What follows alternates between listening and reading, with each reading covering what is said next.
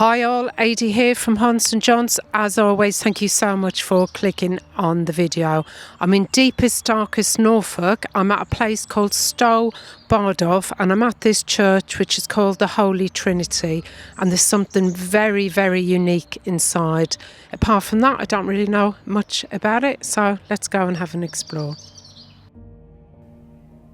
The tiny Norfolk village of Stow Bardolph is tucked away not far from Downham Market, and we're about to explore one of the most fascinating churches in East Anglia, the Church of the Holy Trinity. Now, although from the outside it looks just like an ordinary, peaceful rural parish church, hidden inside is something genuinely extraordinary, and it's what I think is one of the strangest memorials and things I've ever found inside an English church. So let's head in. Walking up the path, I could already see that this wasn't just one of those ordinary parish churches, and for centuries this church was linked very closely with the Hare family, and they were the local lords of the manor, and their influence is all over the building. And the first thing that catches the eye is the beautiful wooden ceiling. It has that rich Victorian craftsmanship to it. It's a wagon-style roof with decorative bosses and carved detailing. The church was extensively restored in the mid-1800s by the architect John Raphael Brandon, and much of the interior now still dates from that period. The Victorian absolutely loved medieval church design, and they really went to town on it. But you can tell that yourself, that amazing font. Now, that enormous font cover is wonderfully dramatic. It's tall, elaborate. It's almost like a miniature church spire rising up above the bowl itself. And fonts like that were designed to draw attention to baptism as one of the central moments in Christian life. Had a quick look in the visitor's book, as I always like to see how far people have come.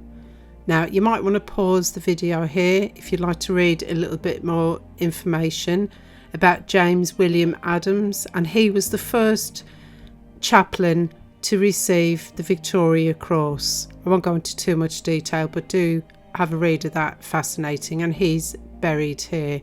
And I loved that, a baptismal road. Never seen that in an English church before. And as we head into the tower, there's always something intriguing about these church towers, and that locked doorway would lead up into the bell chamber, and it feels almost mysterious, doesn't it? Centuries of bell ringers would have had to climb those worn steps above our head. On the windowsill over here, there's a large concrete cross. There's no information about that. Maybe it came from outside, and there's some beautiful stained glass windows which catch the light beautifully. English change bell ringing is a tradition going back hundreds of years, and churches like this still keep it alive, and I would love to try it myself one day, and hopefully I will get the opportunity. But down here on the floor there's loads of bell ringing equipment, ropes, weights, bits of paraphernalia connected with the church bells.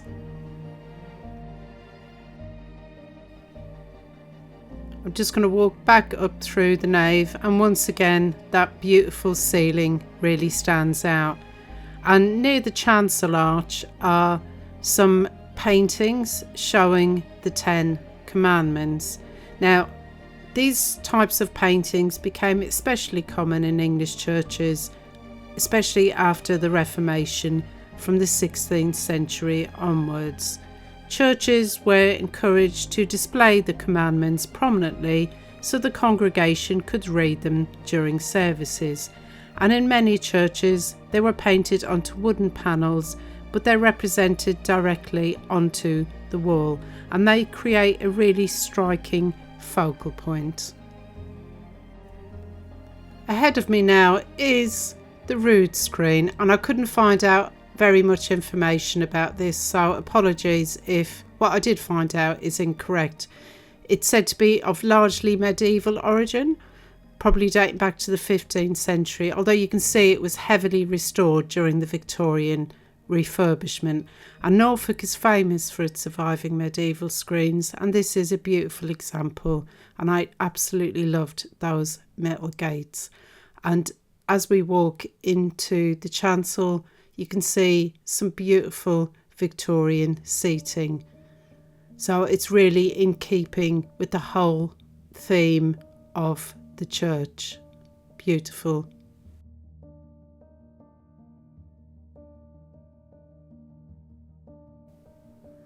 And now we head up towards the altar.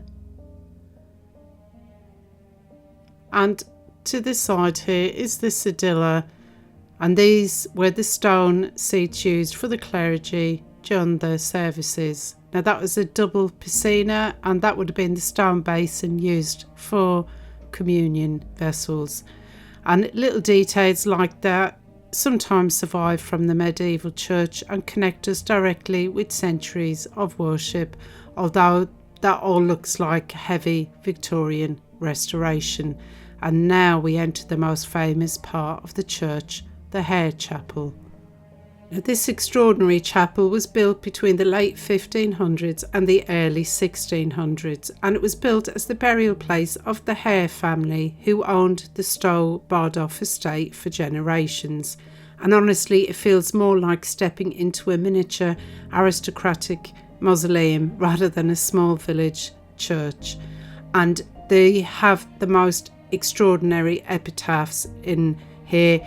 They've been framed for us to read, so please do pause it. I mean, one of the lines in there, in body I was a pygmy, but in good deeds I was a giant. Anyway, I'll let you pause and read them for yourself. Absolutely amazing. Now, this alabaster and marble monument here is astonishingly elaborate. There are painted decorations, heraldic shields, carved columns and rich Jacobean ornament everywhere. It really is extraordinary. This is hundreds of years old, and the colours are still so beautifully vivid and vibrant. It's like they've been painted in the last few years. Maybe it was heavily restored during the Victorian period, and I'm sure because it's been kept inside as well, that's helped keep it in such good condition. And here's another epitaph. This is for Sarah Hare. Please do pause again. And the beautiful marble memorial to her is incredibly elegant, and it's got a reclining female figure here surrounded by cherubs and classical decoration, and it's far more soft and graceful in style than the Jacobean monument next door. And along the west wall of the church there are several magnificent brasses, and their engraved figures are still visible after centuries.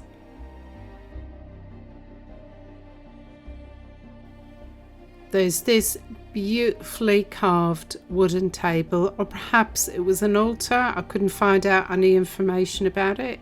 It may have once served, as I said, as an altar. What do you think? But the craftsmanship is absolutely extraordinary.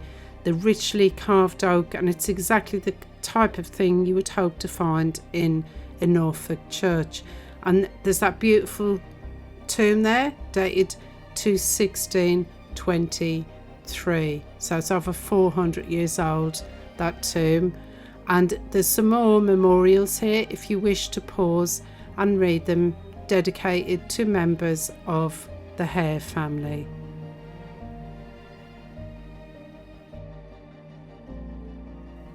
Walking around this beautiful chapel, it's not hard to see just how influential this family were. And there's another epitaph if you'd like to pause and have a read.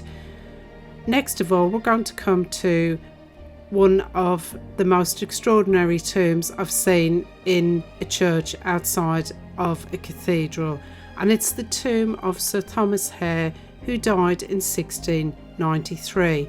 Now, Sir Thomas reclines on top of the tomb, dressed in stylised Roman armour. He's got flying robes and an enormous wig, and he's posed almost theatrically, as though he's part aristocrat and part a classical hero. And it's 17th century memorial sculpture, often borrowed imagery from ancient Rome because back then it symbolised honour, authority and noble virtue. And the monument itself is just so incredibly rich in detail. The carving is magnificent, but even this monument is overshadowed by what sits nearby in the corner. And here she is, Sarah Hare. Now, this is honestly one of the eeriest and weirdest things I think you will ever find in an English parish church. Inside this mahogany cabinet is a wax effigy of Sarah Hare, who died in 1744 after, wait until you hear this, reportedly pricking her finger with a needle while sewing and developing blood poisoning. It's like something from a fairy tale, isn't it? And according to local tradition, she may even have been sewn on a Sunday, which back in those days would have been considered sinful to work on the Sabbath. So that adds a moral tale to the tragedy. Now, before she died, Sarah had specifically requested in her will that a wax likeness of her face and hands should be created and displayed near where she was buried. And remarkably, her wishes were carried out. Now, the figure is astonishingly lifelike. She's dressed in real clothing, wearing what is believed to be her own wig, and the effect is deeply unsettling. I almost expected her to blink, to be honest. It's thought to be the only funerary wax effigy of its kind in England outside of Westminster Abbey. Really, really weird. Yeah, didn't like that at all, to be honest. Really creepy. But standing here in the quiet chapel with her staring out of the cabinet, it really feels creepy. And I think as well, because she's there and then she's not there with the opening and the closing of the door, it almost feels more sinister, like she's hiding behind that door waiting to jump out at you. I know that sounds odd, but it's just how I felt at the time. And here's another beautiful epitaph on the wall, but this one is in stone, if you want to pause and have a read of it. And this was from Dame Elizabeth Hare to Sir Thomas Hare.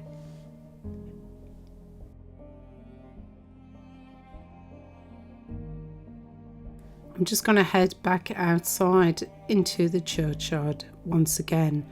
And after all the grandeur and the strange memorials inside, the graveyard feels very peaceful and quiet.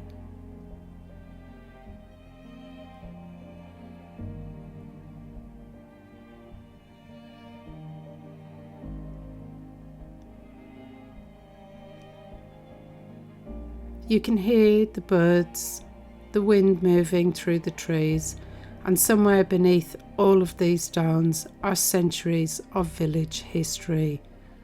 And as always, I think of the farmers, the labourers, the clergy, the aristocrats in this particular church, and the children whose entire lives now are reduced to weathered inscriptions.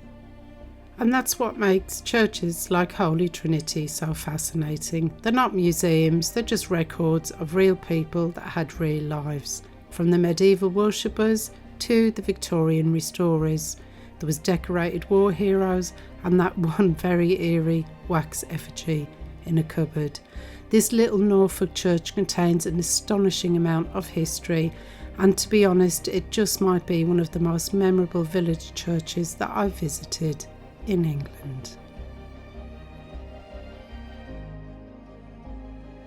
I'm going to wrap the video up here. I do hope you enjoyed our trip to this very unique little church. You just never know what you're going to find. Thank you so much for watching, and if you did enjoy it, if you could please hit the like, subscribe and the hype button. That's all free of charge, doesn't cost you a penny, but it really helps the channel out. And if you'd like to help me a little bit more in supporting the channel, you can hit the super thanks button down below, or you can use the buy me a coffee link, and then that helps me make donations to these amazing buildings and also helps me travel a little bit further afield so I can film even more places for you. Thank you so much for watching, and I shall see you for the next one. Bye for now.